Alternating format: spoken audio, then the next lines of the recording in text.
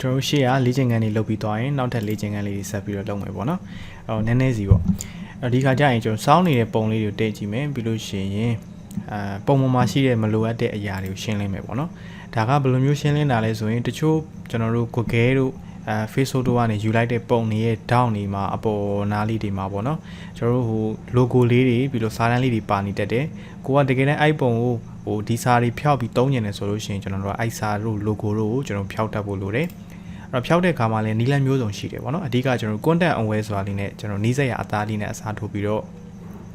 ့ကျွန်တော်အဲ့လေးတွေကိုရှင်းလင်းကြည့်ပါမယ်နောက်တစ်ခုကじゃစောင်းနေတဲ့ပုံတွေတက်မှတ်မယ်ပေါ့နော်ဒါကတော့ဓာတ်ပုံရိုက်တဲ့သူတွေဆိုတော့တော်တော်များမျာ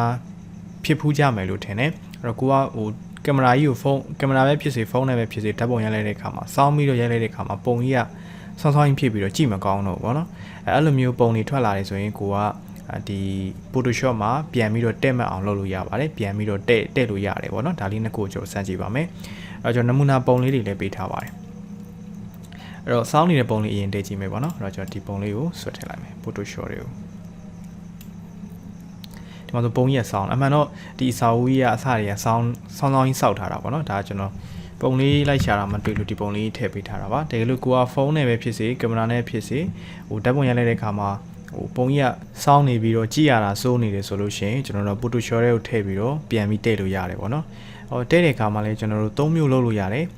ruler 2နဲ့ကျွန်တော်တို့တစ်ဖြောင်းနဲ့ဒီပုံကိုဆွဲပြီးတော့ပြန်တင်မဲ့လို့ရတယ်နောက်တစ်ခုကကျွန်တော် CC version မှာဆိုရင်ပေါ့နော် CC version မှာဆိုလို့ရှိရင်ကျွန်တော် crop 2နဲ့တခါလေးဖြတ်ပြီးတော့ပုံကိုလှည့်ပြီးတော့ဖြတ်လိုက်လို့ရတယ်ပေါ့နော်ဒါကတနည်းပါနောက်တစ်ခုက perspective crop 2နဲ့လည်းကျွန်တော်တို့သူ့ရဲ့စောင်းနေတဲ့အချိုးအစားတိုင်းကျွန်တော်တို့ကအချိုးချပြီးတော့ဖြတ်မယ်ဆိုလည်းရတယ်ပေါ့နော်အဲ့တော့ဒါဆိုရင်ကျွန်တော်တက်ပြပါမယ်အဲ့တော့အရင်ဆုံး ruler 2ယူမယ်ပေါ့နော် keyboard ကနေနေမယ်ဆို i မှာတကယ်လို့ ruler 2ကဒီမှာကျွန်တော်တို့ယူမထားမိဘူးဆိုလို့ရှိရင်ကျွန်တော်တို့ i နှိပ်လိုက်လို့ i dropper 2ရနေတယ်ဆိုရင် keyboard က shift ဖိပြီးတော့ i အောင်ထပ်နှိပ်လို့ရပါတယ်ဒါဆိုရင် ruler 2ပြောင်းသွားလိမ့်မယ်အဲ့တော့ကျွန်တော် ruler 2က straight line ရှိလို့ရှိရင်အဆင်ပြေတယ်ပေါ့နော်ဒီပုံမှာဆိုရင်ကျွန်တော် straight line မရှိတဲ့အတွက်ကိုယ့်အကိုဒါမြင်းညောင်တာပေးရမှာပေါ့နော်အဲ့တော့မြင်းညောင်တာဒီလိုမျိုးဖိဆွဲသွားလိုက်ပေါ့နော်ဖိဆွဲသွားပြီးလို့ရှိရင်ကျွန်တော်အပေါ်မှာ straight line layer ဆိုတာလေးရှိတယ်ဒါလေးကိုကျွန်တော်တစ်ချက်နှိပ်လိုက်ပုံကတဲ့သွားမယ်တဲ့သွားလို့ရှိရင်တော့ကျွန်တော်မလိုအပ်တဲ့ဟာတွေကိုတော့တစ်ခေါက်ပြန်ပြီးတော့ crop 2နဲ့ဖြတ်ရမှာပေါ့နော်အဲ့တော့ဒီလိုမျိုးနှစ်ဆင့်မသွားခြင်းဆိုရင် crop 2နဲ့တည်တံ့ဖြတ်လိုက်လို့ရတယ်နော် keyboard က C ကိုနှိပ်ပြီးရင်ကျွန်တော်တို့ဒီမှာတန်ဖိုးတွေဖြတ်လိုက်မယ် clear ပေါ့နော်ကိုလိုတဲ့လောက်ပဲဖြတ်ပါဆိုတော့ကျွန်တော်ကဒီအစာအုပ်ကြီးကိုအဓိကဖြတ်ချင်တာဆိုတော့လေလိုအပ်တဲ့လောက်လောလောဆယ်ယာယီ cropping ပေးလိုက်မယ်ပေးပြီးတော့ကျွန်တော် down ကနေဆွဲပြီးလှည့်လို့ရတယ်ပုံဒီလိုမျိုးလှည့်လို့ရတယ်အခုကြိုက်တဲ့ degree နေထားရပြီဆိုရင်ကျွန်တော်တို့လွတ်မယ်ပြီးလို့ရှိရင် enter ခောက်လိုက်မယ်ဒါဆိုရင် cropping လဲတစ်ခါတည်းဖြတ်ပြီးသွားပြီပုံလဲတစ်ခါတည်းတည့်သွားပါပြီဒါလေးသုံးလို့ရတယ်ပေါ့နော်အဲ့တော့နောက်တစ်ခုကကျတော့ perspective crop 2နဲ့လည်းကျွန်တော်တို့ဖြတ်လို့ရတယ်အဲ့တော့ crop 2အောက်မှာကျွန်တော် perspective crop 2ရှိတယ်အဲ့တော့သူ့ကိုကျတော့ပုံမှန်တိုင်းပဲဆွဲမယ်ဆွဲပြီးတော့မှကျွန်တော်တို့ကပုံဝဲစောင်းနေတဲ့ဒီအချူစားတိုင်းလိုက်ပြီးတော့ပုံဖြတ်ပေးရမှာပေါ့နော်ဒါတော့နည်းနည်းလေးသုံးရတာလက်ဝင်မယ်ထင်တယ်ဆောနာ crop 2ကတော့ပို့ပြီးတော့အဆင်ပြေလိမ့်မယ်ထင်တယ်နော်အဲ့တော့ဒီသူစောင်းနေတဲ့ line တိုင်းပေါ့နော်ပြိုင်မြင်းလေးပြိုင်သွားရင်အဆင်ပြေပြီကြိုက်ပြီဆိုရင် enter ခောက်ပါဒီလိုလဲတည့်လို့ရတယ်အဲ့တော့ perspective 2ကတစ်ခါကြလို့ရှိရင်ကျွန်တော်တို့ဟို၄တောင်မဟုတ်ဘဲနဲ့ဟိုဒီလို down man stukan ပုံစံမျိုးကြီးတွေကျွန်တော်တို့တစ်ခါကြ cropping ဖြတ်ရတာရှိအဲ့ဒါကိုကတဲ့သွားခြင်းဒီ perspective crop 2ကလုံးဝအဆင်ပြေတယ်ပေါ့နော်ဒါပုံတိုင်းတော့မဟုတ်ပါဘူး။ brain box တွေပါတယ်ဆိုရင်ကိုကဓာတ်ပုံကိုဟိုဖုန်းနဲ့ပဲဖြစ်စေဟိုဒီကင်မရာနဲ့ပဲဖြစ်စေစောင်းပြီးရိုက်လိုက်ရင် brain box ကြီးက၄တောင်မဟုတ်တော့ဘဲနဲ့ဘေးတာရိုက်ထားတာဆိုတော့လေစောင်းပြီးတော့ဟို down man stukan ပုံစံမျိုးကြီးတွေဖြစ်နေတာတို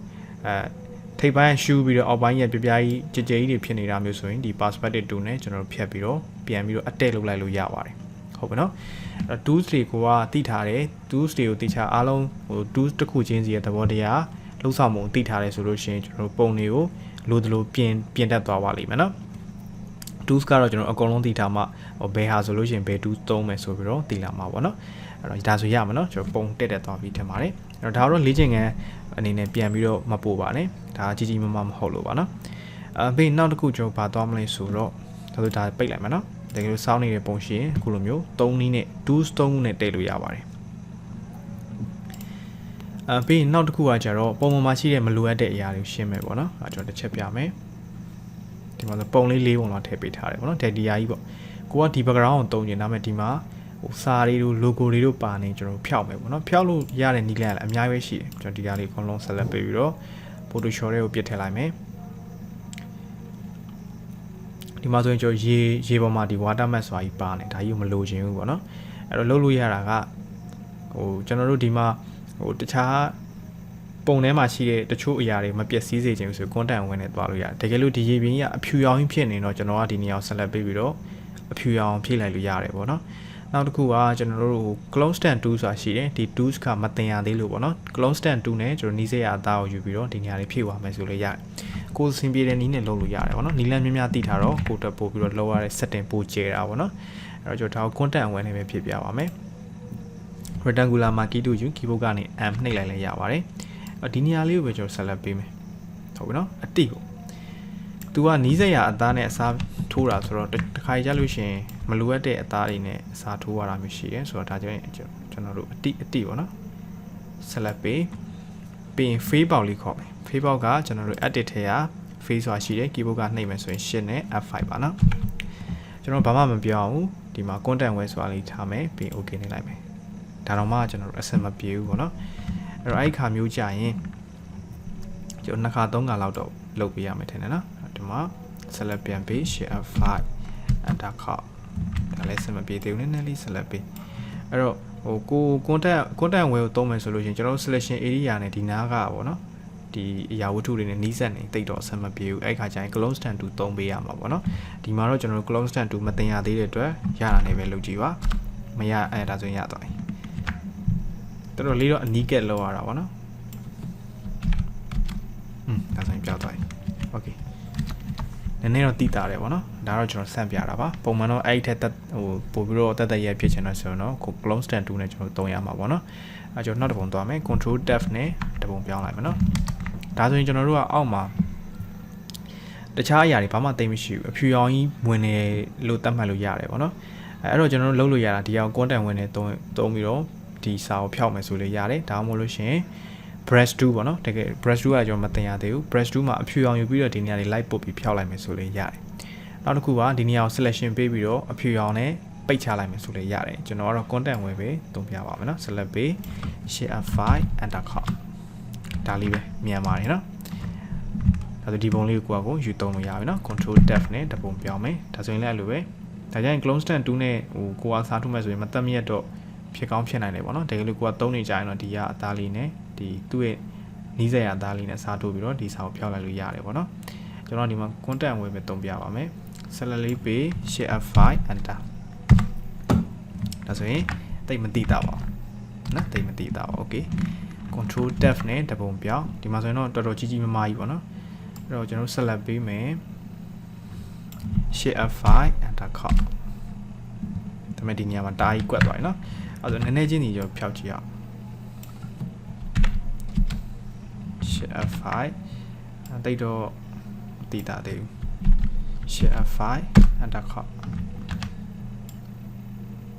shift F5 enter ခေါက် shift F5 enter ခေါက်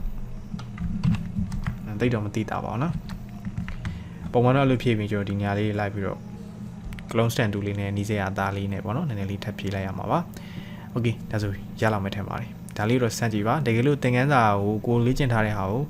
ပြန်ပြီးတော့ပို့ကျင်တယ်ဆိုလည်းရတယ်ဒီကဟို watermark တို့ဒီစာတန်းလေးဖြောက်ထားတဲ့ဟာလေးကိုကျွန်တော်တို့ဓာတ်ပုံလေးရိုက်ပြီးတော့ comment မှာပြန်တင်ပေးလို့ရပါတယ်နော်မပို့လည်းဘာမှတော့မဖြစ်ပါဘူးနော်โอเคဒါဆိုစမ်းကြည့်ပါမရတာရှင်းပြောပါနော်အရင်လွယ်ပါတယ်ဒီသင်ခန်းစာနှစ်ခုကအသုံးနဲ့တည့်ပါတယ်